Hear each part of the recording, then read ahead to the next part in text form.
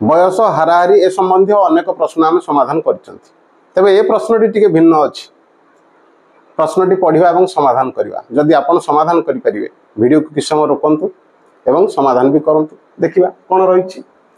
प्रश्न रहिछि जणे व्यक्ति और तांको पुओ एवं झियर वर्तमान बयसर हाराहारी 44 वर्ष एवं सेमानकर बयसर अनुपात 7:3:2 हेले झियर बयस केते। देख प्रश्न अनुसार एतिरे हमर रहिचंती किए बापा रहिचंती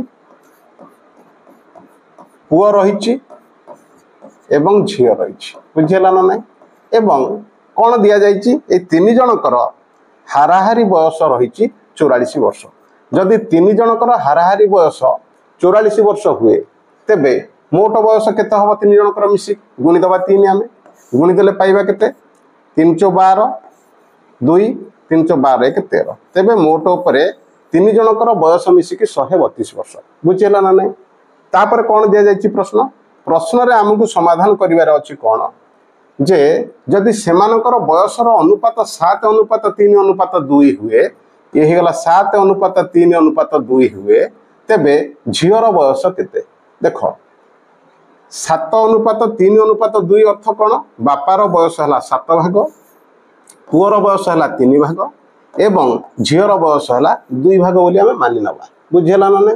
तेबे जदि मोट उपरे ये केते भाग हे गला देखिलो 7 3 10 2 12 तेबे 12 भाग को मोट बयस मिसी कि तीन जनकर केते होची 132 वर्ष। बुझिला ना नै। जदि 12 भाग को 132 हैला तेबे गोटे भाग को केते हबो आमे कोन करबा 132 रे हरि दबा 12 पाइबा केते देखिलो 12 के 12 एवं आ रहिला 1 12 12 के 12 ता माने गोटे भागर मूल्य 11 वर्ष। हमकु कहार बयस बाहर करिवार अछि आमे झियर बयस बाहर करिवार अछि।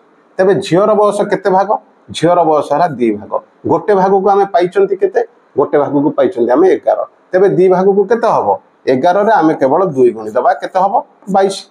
तबे झियर बयस 22 वर्ष ऑप्शन ए होउची तार सठिक उत्तर। जदि समाधानटी भलो लागिला लाइक शेयर कमेंट करिबा आ सब्सक्राइब भी करिबा। Thanks for watching.